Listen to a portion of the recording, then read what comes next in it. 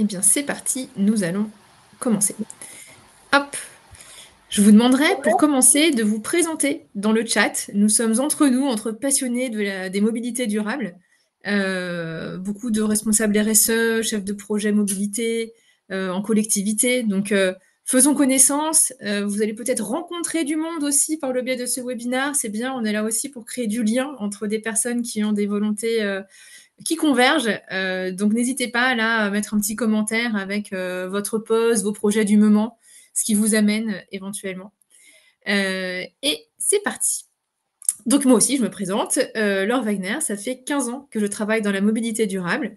Hop, je pense juste, je vais décocher Camille et Benjamin qui se présenteront tout à l'heure. Hop, voilà. J'ai d'abord travaillé pour le ministère des Transports sur la Semaine européenne de la mobilité 2007-2008. Puis j'ai eu la chance d'être la toute première recrue des fondateurs de Blablacar. On s'appelait encore covoiturage.fr à l'époque. Et donc 11 ans d'aventure, de croissance phénoménale où on a fait aimer le covoiturage à des millions de Français. Et puis en 2020, j'ai décidé de lancer ma propre structure, 1 kilomètre à pied. On en parlera plus tard. Aujourd'hui, l'agenda de ce webinaire. Je vais vous partager la méthodologie d'1 kilomètre à pied qui nous permet aujourd'hui d'avoir des milliers, centaines de milliers de trajets domicile-travail analysés. Ensuite, je passerai la parole à Camille qui va vous présenter les résultats des trajets actuels mesurés en Centre Val-de-Loire. Elle vous parlera ensuite du potentiel de report modal mesuré réellement pour les salariés de nos clients. Moi, je vous parlerai du potentiel également de rapprochement de domicile, c'est-à-dire vraiment réduire les trajets à la source. Ensuite, c'est Benjamin qui vous présentera le résultat de l'enquête qu'il a menée auprès des AOM. Et enfin, on finira sur comment est-ce que les AOM, justement, peuvent accompagner les plans de mobilité employeurs des employeurs du territoire. Et on finira par une session de questions-réponses sur le chat. Mais vous pouvez tout au long poser vos questions, évidemment, sur le chat. Donc, encore une fois, je vous le redis, n'hésitez pas à interagir, à poser des questions et à mettre des petits emojis au fil de l'eau. Hop, je vais voir dans le chat. Voilà, je pourrai afficher à la fin, on pourra répondre aux questions au fil de l'eau. Hop. Alors, on va commencer par les trajets étudiés donc par 1 kilomètre à pied en Centre Val-de-Loire. Nous avons analysé 2349 trajets sur 165 sites différents en Centre Val-de-Loire chez nos clients, qui se répartissent de la manière suivante. 20% des trajets sont issus de plans de mobilité employeurs qu'on a menés dans des PME, des ETI, des collectivités, et 80% de trajets qui sont issus de nos clients qui font de la mobilité interne géographique avec le logiciel 1 kilomètre à pied pour réaffecter leurs employés plus près de chez eux. Sur l'ensemble des trajets analysés, on a retenu pour cette étude uniquement les trajets inférieurs ou égaux à 150 km et inférieurs ou égaux à 1h30.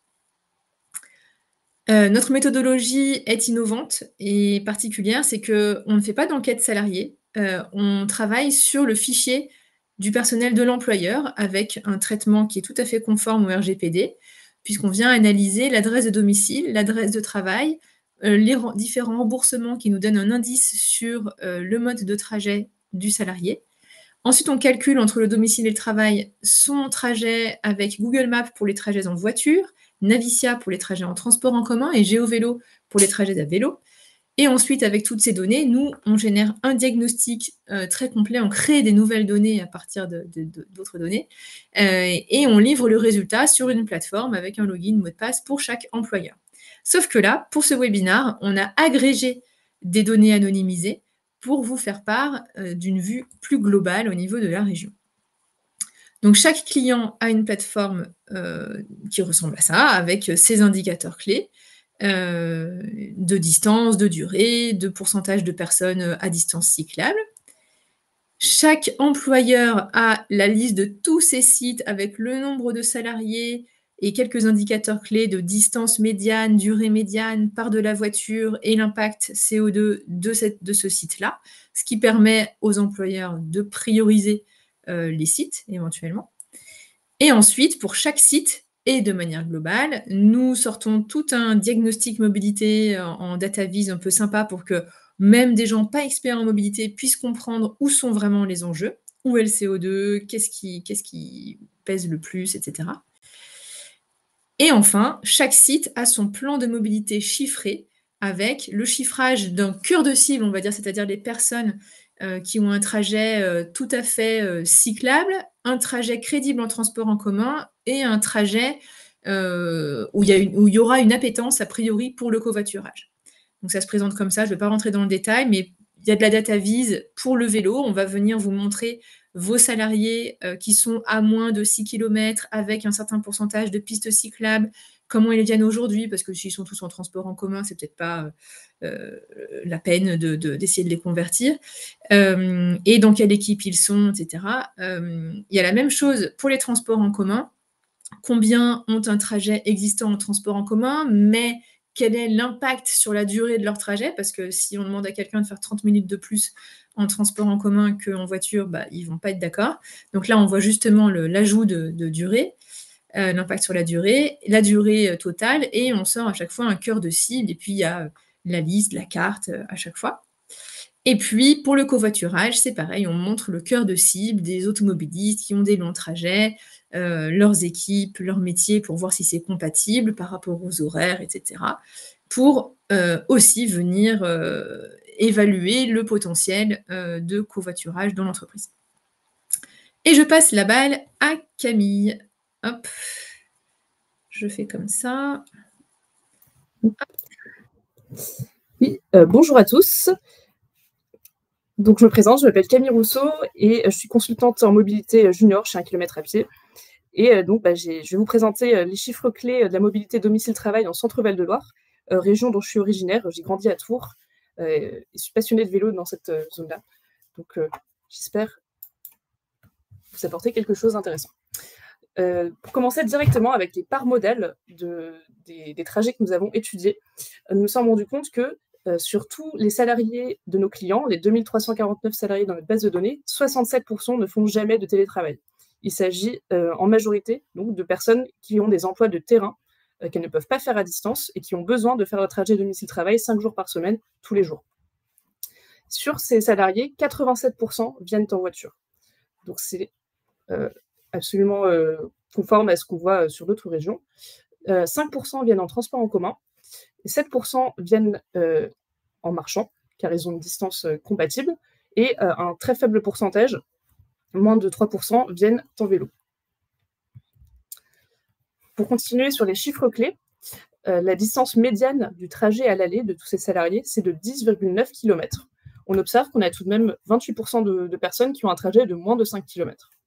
La durée médiane du trajet à l'aller est de 18 minutes et l'empreinte carbone médiane annuelle liée au trajet domicile-travail des salariés qu'on a étudiés est de 0,9 tonnes d'équivalent CO2. Un chiffre à comparer aux 2 tonnes d'équivalent CO2 par an au total par personne pour rester dans les limites de l'accord de Paris. Maintenant, si on veut analyser ces trajets domicile-travail, il peut être intéressant de se pencher sur les tranches de distance que les personnes ont à parcourir chaque matin à l'aller et chaque soir au retour. On se rend compte que 47% des salariés ont un trajet de moins de 10 km. Donc moins de 10 km, c'est-à-dire qu'il est faisable à vélo ou à vélo à assistance électrique pour la tranche de 5 à 10 km, en restant dans un budget temps confortable d'environ une demi-heure de trajet à l'aller. 52%, donc la majorité, ont tout de même un trajet de plus de 10 km. Et même s'ils le souhaitaient, ils ne pourraient sans doute pas passer au vélo, simplement parce que c'est trop long. Et maintenant, si on s'intéresse à la répartition des émissions de gaz à effet de serre par tranche de distance liées à ces trajets domicile-travail, on se rend compte que les trajets courts ne représentent que 4% des émissions de CO2 liées au trajet domicile-travail. Donc même si on convertissait tous les automobilistes qui sont dans cette tranche de 0 à 5 km, on aurait traité 4% des émissions de gaz à effet de serre liées au trajet domicile-travail. L'enjeu se situe ailleurs, il se situe dans la tranche plus de 10 km. En effet, 86% des émissions de gaz à effet de serre sont dues au trajet en voiture de plus de 10 km sur notre base de données. Et c'est donc à cette tranche qu'on va s'intéresser en priorité et qu'il faudra peut-être essayer de faire déplacer vers les tranches plus compatibles avec le vélo, par exemple.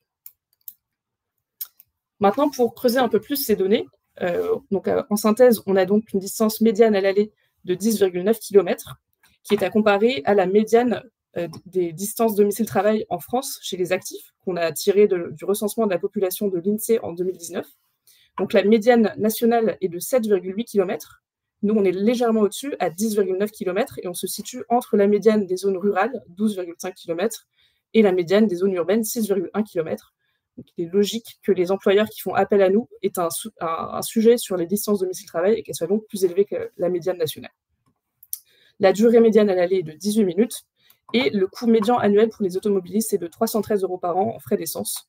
Et enfin, l'empreinte carbone médiane, que nous avons déjà évoquée, qui est peu compatible avec l'objectif nécessaire des 2 tonnes pour limiter le réchauffement climatique. On va maintenant s'intéresser au potentiel de report modal pour tous les automobilistes que nous avons identifiés en région Centre-Val de Loire chez nos clients. C'est-à-dire, quel mode de transport pourraient-ils prendre en fonction de différents critères. Déjà, pour rappeler les chiffres clés sur les automobilistes, ils ont une distance médiane qui est légèrement plus élevée que celle du total des salariés, 12,5 km contre 10,9. Leur durée médiane de trajet est de 18 minutes, comme pour le total, et ils sont responsables de 99% des émissions liées au trajet domicile-travail dans notre base de données. Donc 22% ont un trajet de moins de 5 km. Et donc maintenant, on peut chiffrer le report potentiel pour ces automobilistes en Centre-Val de Loire.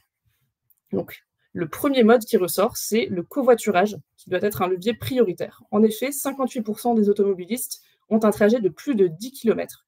Donc, c'est une distance à partir de laquelle il devient intéressant de covoiturer, de partager les frais liés à un trajet. Et ça concerne donc 58% des automobilistes.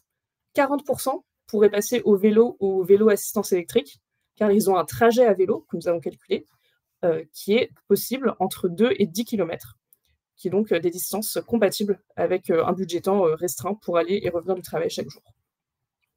11% des automobilistes ont un trajet en transport en commun qui est compatible aussi, donc un trajet de moins de 45 minutes et qui leur ferait rallonger leur durée actuelle de trajet de maximum 15 minutes par rapport à la voiture. Et enfin, 3% des automobilistes ont un trajet inférieur à 2 km qu'ils pourraient donc en théorie faire à pied. Donc là, ce potentiel de report modal nous permet d'identifier les leviers prioritaires, à savoir tout d'abord le covoiturage. Donc ce que je vous propose maintenant, après avoir vu en quelques chiffres clés la mobilité et domicile-travail de nos clients actuels et de leurs salariés, c'est de les visualiser sur une carte, ce qui est toujours plus parlant. Et donc, je vais vous présenter une data vise qui a été réalisée par notre data analyst avec un avant-après. Donc, la situation à gauche, c'est la situation actuelle de tous les salariés dont nous avons analysé les trajets. Et à droite, c'est ce qui pourrait se passer si on réussissait à convertir les personnes qui pourraient faire du report modal en fonction des règles que je vous ai présentées. Donc, chaque hexagone représente une zone géographique avec des personnes qui vivent à l'intérieur, donc les salariés de notre base de données. Et la hauteur de l'hexagone nous renseigne sur le nombre de personnes contenues dans cette zone géographique. Donc, je vais vous montrer directement la data vise, ce sera plus parlant. Et les couleurs correspondent au mode de transport des personnes. Donc, ce qu'on observe à gauche, c'est que les trajets sont en grande majorité rouges. Les points sont rouges, ça correspond à des salariés qui viennent en voiture à leur lieu de travail. On a quelques points verts près des centres-villes ou un petit peu isolés, et quelques points bleus à proximité des agglomérations comme Chartres, par exemple, ce qui signifie des transports en commun. Et donc, le code couleur, c'est bleu, transport en commun, vert foncé, vélo, et vert clair, c'est marche. Et ce qu'on observe à droite, c'est si on mettait en place le report modal pour les personnes qui peuvent le faire, dans l'ordre de priorité de la marche, ensuite le vélo, ensuite les transports en commun, et ensuite ceux qui sont à plus de 10 km, 30% s'ils passaient au covoiturage, on voit que les couleurs changent totalement. Principalement, ce qu'on observe, c'est que près des grandes métropoles comme Tours, la majorité des salariés pourraient venir à vélo à leur lieu de travail. En effet, ils habitent très près, ils habitent dans le centre-ville et travaillent dans le centre-ville. Ils ont une distance de moins de 10 km à parcourir.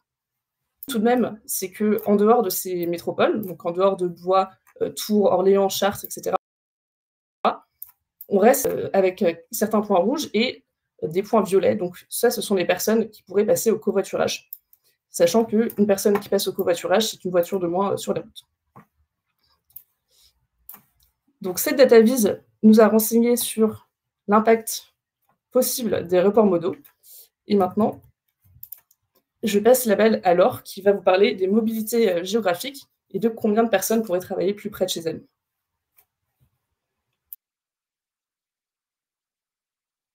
Merci Camille. Alors, hop, je te décoche. Normalement, c'est tout bon. Hop, je repasse en plein écran. Yes.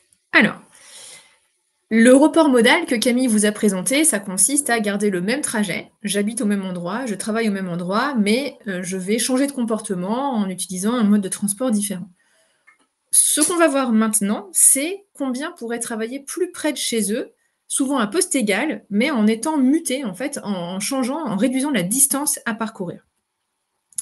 Déjà, je vois qu'il y a des nouvelles personnes connectées, donc n'hésitez pas à vous présenter, mettre dans le petit chat, parce que bon, on est entre nous. Si vous êtes là, c'est que vous êtes certainement passionné de sujets de mobilité durable, donc n'hésitez pas, mettez votre poste, vos projets, ça vous permettra peut-être aussi de rencontrer des personnes dans votre région qui partagent les mêmes intérêts.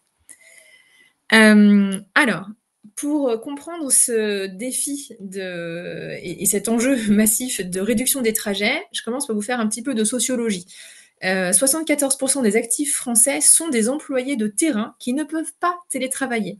Parce qu'on pourrait se dire facilement, bah, pour réduire les trajets, il suffit que tout le monde soit en télétravail. Mais c'est pas si facile. Vous voyez, dans l'énergie, les transports, la santé, vieillesse, services publics, BTP, hôtellerie, restauration, retail, petite enfance, services techniques, propreté, sécurité aussi, j'aurais pu mettre. Ce sont des employés de terrain qui doivent faire leur trajet tous les jours. Et il s'avère qu'ils travaillent majoritairement pour des employeurs multisites. Donc j'ai mis quelques logos connus ici.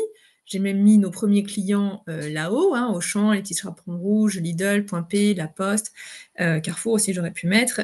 Mais il y a au total 12 000 employeurs multisites publics et privés en France, dont les collectivités qui gèrent les crèches, les écoles, les collèges, les lycées. Et on est dans cette situation-là de trajet pas forcément optimisé sur le site le plus proche du domicile du salarié. Et donc notre mission chez 1 km à pied, c'est de réduire les trajets des salariés en passant de la situation de gauche à la situation de droite où les trajets sont optimisés. Et je vous pose la question, à votre avis, quel est le pourcentage des salariés de nos clients multisites qui ont effectivement un établissement, donc un site plus près de chez eux? Est-ce que ça va être, allez, on va dire 25%, 50%, 60%, 75%, 90%, à votre avis? Et donc, en attendant votre réponse, je vous dis que la manière dont on le mesure, c'est qu'on a les adresses de tous les salariés, on a leur intitulé de poste, on a aussi les adresses de tous les autres établissements, et donc on est capable d'identifier le même intitulé de poste plus proche du domicile du salarié, de calculer le gain. Alors, je ne sais pas s'il y a eu des réponses. Tout le monde est timide aujourd'hui, personne ne met de message. Donc, je vous donne la réponse. C'est 62% des salariés de nos clients multisites qui ont effectivement un établissement plus près de chez eux. Donc, vous imaginez, moi j'ai lancé la startup 1 km à pied, le logiciel, en pensant que ce serait 25%. Donc, je suis à la fois très étonnée, mais en même temps, je me dis qu'il y a du coup un potentiel énorme d'optimisation des trajets. Je trouve que le plus marquant aussi, c'est le gain, parce que finalement, ça pourrait être 62%, mais qui gagne, bravo Julien, qui connaît le chiffre. Et donc, le plus marquant, c'est le gain, je trouve, parce que si c'était pour gagner 3 minutes, personne ne le ferait. Là, en réalité, les personnes qu'on identifie ayant un site plus près de chez elles, c'est pour gagner 10,2 km en gain médian matin et soir, donc 20,4 km par jour, 4 500 km par an, pour des salariés qui, je le rappelle, sont souvent au SMIC, à peine plus que le SMIC, et voire même au SMIC temps partiel dans certains métiers de terrain. Donc c'est très significatif comme gain. Concrètement, comment ça se passe? Nous, on agit donc vraiment, c'est un logiciel RH, donc lors des entretiens annuels et au fil de l'eau, on vient demander aux salariés, enfin pas nous vraiment l'équipe, mais par le biais de nos clients, les responsables RH, on vient demander aux salariés, bah, par exemple Fabrice veut se rapprocher de chez lui et donc ses sites favoris, ça va être l'EHPAD Bellevue et l'EHPAD Couturier. Hop, on coche les favoris, on enregistre et voilà, c'est encapsulé. Et tout de suite, plutôt que d'attendre qu'un poste se libère, tout de suite, le logiciel 1 km à pied montre les échanges possibles immédiatement et donc on a, voilà, un onglet échange où on va montrer tous ceux qui peuvent échanger à poste égal, soit à partir d'une personne et on voit tous les échanges pour cette personne, soit à partir d'un métier et on voit tous les échanges au sein de ce métier. S'il n'y a pas d'échange disponible, on va donc attendre qu'un recrutement, qu'un poste s'ouvre. Et donc là, les recruteurs sont aussi sur 1 km à pied et à chaque fois que ça recrute sur un site, ils viennent sélectionner leur site et ils obtiennent la liste de tous les salariés qui auraient un trajet plus court vers leur site. Et là, je vous ai mis un exemple. Alors, j'ai flouté pour des raisons de confidentialité, mais on est quand même dans la vraie vie, d'un magasin à Tours, et où on voit que une coordinatrice caisse accueil fait actuellement 52 minutes de trajet pour aller travailler sur Joux-les-Tours, pourrait n'avoir que 22 minutes de trajet et donc en gagner 30 en étant mutée sur ce site-là. De la même manière, cet équipier polyvalent fait 23 minutes, ne pourrait en faire que 2. Cette coordinatrice caisse en fait 26, pourrait n'en faire que 7, etc. Et donc, on est vraiment dans les 62%. Dans chaque site d'entreprise multisite, c'est toujours le cas avec des salariés qui pourraient gagner beaucoup de temps et d'argent et de qualité de vie. Je vous ai mis un autre exemple sur Orléans. Pareil, vous voyez, il pourrait passer de 44 minutes à 13, 35 à 15, 28 à 8. Enfin voilà, donc c'est vraiment très significatif, à la fois pour le trafic routier, pour le salarié et pour l'employeur. Et je passe la balle à Camille qui va vous donner l'impact vraiment sur les trajets de cette logique de réaffectation. Oui. Donc, ce qu'on a observé sur les salariés de notre base de données Centre Val-de-Loire, des clients réaffectation uniquement, c'est que 40% ont un site du même employeur plus proche de chez eux. Donc ça concerne 1898 salariés. Ce n'est pas la totalité de la base de données que je vous ai présentée tout à l'heure. Maintenant, si on regarde ces 40% de personnes et qu'on observe leurs chiffres clés, on voit que les trajets actuels sont assez longs, 19,4 km à l'aller et 24 minutes en médiane. Et après réaffectation, la médiane passe à 7,7 km à l'aller, donc un gain de 12 km matin et soir pour chaque en médiane. Donc pour 50% des gens, ce serait plus. Et pareil, on divise par 2 la durée du transport quotidien. Les coûts sont également très réduits. En effet, la médiane passe de 1 039 € par an comme frais d'essence annuel médian à 416 € par an, ce qui représente un impact vraiment significatif pour des personnes qui sont au SMIC ou parfois au SMIC à temps partiel. Et enfin, l'impact environnemental est également très significatif, puisque la moyenne des émissions de gaz à effet de serre liées à ces trajets passe de 2,3 tonnes d'équivalent CO2 par personne et par an, donc ce qui est plus que l'empreinte carbone cible qu'on devrait tous atteindre en 2050, à 1 tonne d'équivalent CO2 par an. Donc là encore, divisé par 2 en moyenne. Donc, si on s'intéresse à la répartition par durée des trajets des salariés qui ont un site plus proche de chez eux, on a actuellement 65% des personnes qui sont à plus de 20 minutes de leur lieu de travail. Donc, c'est-à-dire qu'elles ont un trajet pénible de plus de 20 minutes matin et soir. Et si on effectuait les réaffectations qu'on a identifiées grâce à 1 km à pied, on se rend compte qu'après réaffectation, la très grande majorité, 83%, seront à moins de 20 minutes de leur lieu de travail. Donc ça, c'est du temps libéré pour faire plein d'autres activités. Et de la qualité de vie en plus. Si on s'intéresse maintenant à la répartition par distance, ce qui est intéressant pour évaluer ensuite le potentiel de report modal, dont on a déjà parlé, avec le vélo qui nécessite des distances un peu plus courtes, actuellement, presque la moitié, 49% des salariés ayant un site plus proche, sont à plus de 10 km. Il est donc inenvisageable pour eux de passer au vélo. Et si on mettait en place tout après réaffectation, 60% de 10 km, avec même une très grande partie qui serait à moins de 5% potentiellement, pourrait passer au vélo ou au VAE, alors que pour l'instant, ce n'est pas du tout une option pour eux en majorité. Et maintenant, ce que je vous propose, c'est de regarder les trajets en vidéo pour visualiser un peu l'impact sur le trafic routier que pourraient avoir les réaffectations qu'on a identifiées avec 1 km à pied. Donc, ce que je vais vous présenter, c'est une vidéo avec un avant qui représente les trajets initiaux des salariés ayant un site plus proche, à gauche, et à droite, la situation possible si on mettait en place les réaffectations. Donc chaque salarié est représenté par un point de couleur, et la couleur représente la distance qu'il a à parcourir pour son trajet domicile-travail. Donc en rouge, ça va être les trajets de 20 km et plus, en orange, les trajets de 10 à 20 km, et en vert, les trajets de moins de 10 km. Donc à gauche, encore une fois, avant 19,4 km à l'aller et après 17,7 km à l'aller. Donc je passe tout de suite à la vidéo. Et donc ce qu'on observe, c'est qu'à gauche, on a beaucoup de points rouges qui se déplacent pendant très longtemps. À droite, on a très peu de points, on les voit très peu parce qu'en fait, les trajets sont très courts.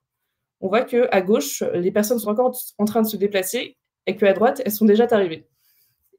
Ce qui signifie que l'impact sur le trafic routier est significatif. Les voitures restent moins longtemps sur les routes et parcourent moins de distance.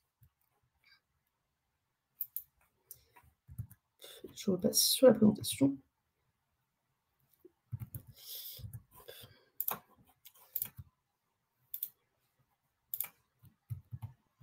Hop.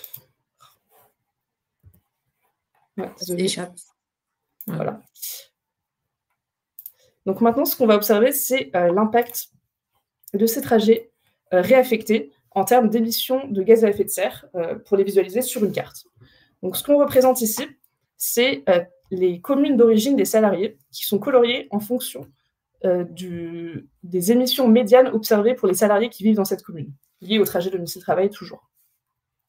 Là, on a regardé tous les salariés, pas uniquement ceux qui ont un site plus proche de chez eux, mais ça permet d'avoir un aperçu en fait, de l'impact et de où l'impact est le plus grand. Donc ce qu'on a représenté, c'est en rouge foncé les personnes qui ont un trajet qui émet plus de 1,2 tonnes d'équivalent CO2 par an, en rose 0,55 à 1,2 tonnes d'équivalent CO2 par an, et en rose pâle, moins de 550 kg de CO2 par an liés au trajet domicile-travail. À rouge, ce qu'on observe à gauche, c'est donc que la grande majorité des communes sont coloriées en rouge, surtout en dehors des agglomérations principales de la région centre. Évidemment, on a quelques points avec des trajets pâles, donc la couronne Tourangelle, par exemple, on voit des points pâles, mais partout ailleurs, les personnes émettent plus de 1,2 tonne par an, ce qui est, encore une fois, incompatible avec l'empreinte carbone cible par personne en 2050. Et à droite, ce qu'on observe, c'est que la carte s'est limite inversée. On a une majorité de points qui sont en rose pâle, donc où les salariés, en médiane, les salariés qui vivent dans ces communes émettent moins de 0,55 tonnes d'équivalent CO2 par an. Il reste encore quelques points rouges qui correspondent à des communes réellement excentrées, des plus grands centres urbains. Maintenant, en termes d'impact sur le pouvoir d'achat, on va s'intéresser aux dépenses annuelles médianes par salarié automobiliste.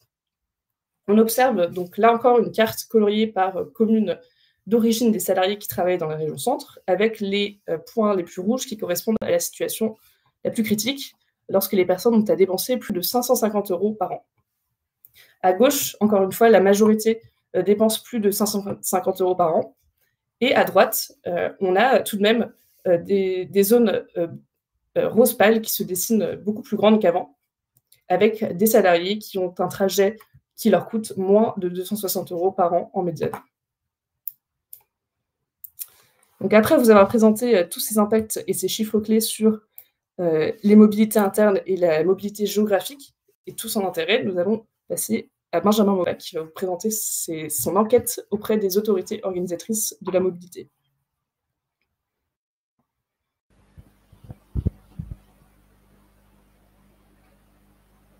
Eh bien, bonjour à tous. Donc, je me présente, Benjamin Opa. Donc, je suis conseiller mobilité chez 1 km à pied. Je vais vous présenter les premiers résultats du coup de notre enquête sur les AOM. Donc, Laure, je ne sais pas si tu veux que je présente les slides ou pas, mais ok. Allez, je crois que j'y suis arrivée. Hop.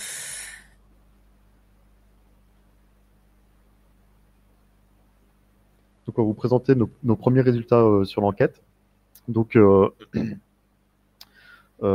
qu'on a fait, c'est qu'on a classé les AOM de la plus importante en termes de population à la moins importante. Et à ce jour, donc, on a envoyé 144 questionnaires au niveau national, dont 68 ont apporté une réponse. ce qui représente donc 47% de réponses positives, et ce qui recouvre 16 millions d'habitants, en sachant qu'on n'a pas les résultats de Paris, Lyon, Marseille, qui sont des très grosses AOM et qui auraient gonflé ce chiffre artificiellement. Pour la région Centre-Val de Loire, donc dans les 200 plus grosses AOM en France, il y en a 6 qui se situent en région Centre-Val de Loire. Donc on a envoyé nos enquêtes à ces AOM-là. Il y en a 3 qui ont apporté une réponse. Et c'est ce qui représente 551 000 habitants environ sur les 2,6 millions, si je ne me trompe pas, habitants de la région. Le questionnaire, donc, il comprend 22 questions qui sont réparties en 5 grands thèmes, que sont du coup le plan de mobilité employeur, le transport en commun, le vélo, le covoiturage et la marque employeur locale. Ici, vous avez donc une liste de tous les AOM qui ont répondu donc, au niveau national. Donc, on a des échantillons pour toutes les régions. Et là, vous avez donc les répondants pour la région Centre-Val de Loire. Donc, on a Blois, Chartres et la ville de Tours. Et on le remercie du coup pour ces questions, pour ces réponses plutôt. La première question qu'on pose dans ce questionnaire, du coup, ça porte sur pour savoir s'il y a un parcours en ligne pour déposer un plan de mobilité employeur. Donc, à l'échelle de la France, c'est assez rare les AOM qui proposent ce genre de service, puisqu'ils sont seulement 11%. Centre Val de Loire, donc on n'a pas de réponse positive à cette question.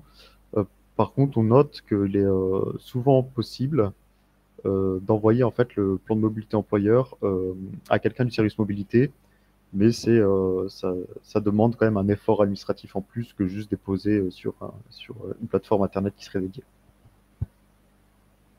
Au niveau du coup des employeurs de plus de 50 salariés qui ont réalisé leur plan de mobilité employeur, au niveau national, donc on voit que la majorité des AOM, la majorité des employeurs des AOM ont peu fait leur plan de mobilité, puisque la grosse majorité se trouve entre 0 et 25% qui l'ont fait, et quelques-unes entre 26 et 50%. Et en Centre Val de Loire, les AOM qu'on a sondés, pour toutes ces AOM, donc on est entre 0 et 25% des employeurs qui ont fait leur plan de mobilité. Un autre du coup thème qu'on aborde, c'est sur les transports en commun. Donc on demande s'il y a des offres, des nouvelles offres de transports en commun qui soient à venir à l'échelle de l'AOM. Et là, que ce soit donc pour la région ou pour la France entière, il y a quand même une forte proportion à de nouvelles offres de transport en commun. Et donc, on demande ensuite s'il y a des animations qui sont proposées aux entreprises afin de promouvoir les offres de transport en commun aux salariés. Et donc là, au niveau national, on a une grosse partie du coup des AOM qui proposent ce genre d'animation, en sachant que parfois, donc à 17,2% au niveau national, ce sont l'exploitant du réseau de transport qui propose ce genre d'animation. Et pour Centre Val de Loire, du coup, on a un tiers. Et c'est assez important du coup de promouvoir ce genre d'animation, puisque, comme on l'a vu tout à l'heure, en fait, c'est des offres qui sont amenées à changer régulièrement. Donc ensuite, on pose des questions aussi par rapport à la politique cyclable. Par rapport aux aides financières à l'achat de vélos ou de vélos à assistance électrique, c'est toujours une minorité d'AOM qui propose des aides financières. Donc au niveau national, on est à 39%, en Centre Val de Loire, du coup on est à un tiers. Et donc ce sont des offres vélos qui viennent en complément des offres de l'État, les 400 € du coup qui sont soumis à condition de ressources. Et par rapport au covoiturage, donc on demande à toutes les AOM si ils ont sélectionné une plateforme de covoiturage, et ensuite ils en font la promotion au sein du territoire. Et donc au niveau national, on est sur une majorité de oui, donc 64% des AOM qui se sont mis d'accord pour faire la promotion d'une plateforme de covoiturage. Et pour Centre Val de Loire, parmi nos 3 sondés, donc il y en a 2 qui n'ont pas sélectionné de plateforme de covoiturage. Si on regarde en détail du coup les plateformes de covoiturage qui sont le plus choisies par les OM, on observe que, eh bien, au niveau national, c'est Blablacar Daily avec Klaxit qui ressort en première position, suivi du Caros, puis des plateformes de covoiturage comme Mobicop, qui en fait développent des plateformes régionales, telles que par exemple Mobigo en Bourgogne-Franche-Comté ou Westgo en Bretagne. Et ensuite des plus petits acteurs ou alors des plateformes locales, comme ça peut être le cas à Dijon avec Diviacovat. Au niveau du centre Val-de-Loire, du coup, c'est Blablacar Daily qui ressort pour l'AOM qui a choisi sa plateforme de covoiturage.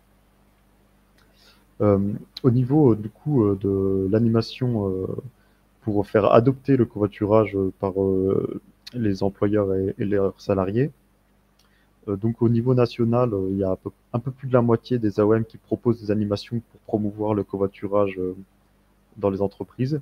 Et en centre Val-de-Loire, on est donc à 2 AOM qui font la promotion du covoiturage en entreprise, en sachant que du coup, parmi celles qui a répondu oui, elle n'a pas choisi de plateforme de covoiturage, donc ce qui est un peu moins efficace du coup de faire de la promotion si on n'a pas choisi de plateforme au niveau local. Dans l'enquête aussi, on retrouve de nombreuses autres questions sur d'autres termes, donc notamment la marque employeur ou comment on articule les plans de mobilité employeur au sein des AOM. Mais par souci de temps, du coup, on ne va pas pouvoir développer ici. Donc je vous propose de vous rapprocher de Laure Wagner si ça vous intéresse.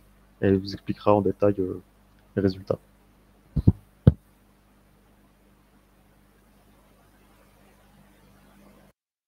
Merci Benjamin. Hop. Tac. Je reprends la main. Tac, je vérifie, c'est tout bon. Hop. Alors, comment est-ce que nous aidons les AOM et surtout comment est-ce que les AOM peuvent aider les employeurs de leur territoire? Je voudrais vous partager cet exemple qui est assez exemplaire justement, d'une AOM qui vraiment se positionne en tant que prescripteur de plans de mobilité sur les employeurs de son territoire, parce qu'on l'a vu malheureusement avec les chiffres qu'a présenté Benjamin. Systématiquement, il y a moins de 25% des employeurs qui ont fait leur plan de mobilité employeur, et voire même, bon, on n'avait qu'une catégorie de 0 à 25%, mais en national, les derniers chiffres qui étaient sortis, c'était plutôt 8-10%. Donc vous voyez, on est loin du compte. Donc l'Eurométropole de Strasbourg a pris les devants et nous prend chez 1 km à pied un package de 15 plans de mobilité employeur environ. C'est plutôt en nombre de trajets analysés, mais bon, pour simplifier, on va dire une quinzaine de plans de mobilité employeur que l'Eurométropole va distribuer aux employeurs qui les contactent via ce site. Vous pouvez taper Optimix, voilà, c'est tout un site qu'on a fait pour eux, qui montre les bénéfices de faire son plan de mobilité employeur, les animations ensuite que la métropole peut venir faire en entreprise. Mais nous, du coup, ce qu'on fait pour Christine Guyoni de l'Eurométropole de Strasbourg, c'est qu'on va faire tout le diagnostic que je vous ai montré en amont. Et l'avantage pour l'Eurométropole en tant qu'AOM, c'est qu'à force de distribuer comme ça des plans de mobilité employeur, eh bien, ça leur donne une vue agrégée de tous les flux de tous les employeurs pour pouvoir prendre des décisions éclairées. Donc concrètement, on signe une convention tripartite RGPD entre l'AOM, l'employeur et nous. Ensuite, chaque employeur qui se porte volontaire obtient bien son diagnostic et son plan de mobilité, comme on l'a vu tout à l'heure, avec login, mot de passe, tous les sites, les diagnostics, les cartes interactives, etc. Et ensuite, nous, on donne des outils prêts à diffuser à l'agence de mobilité, enfin à l'AOM, parce que c'est bien là le nerf de la guerre, il faut passer à l'action, donc des webinars, des animations un peu toutes préparées, des catalogues de fiches actions, kits de communication, des enquêtes clés en main pour creuser certains sujets.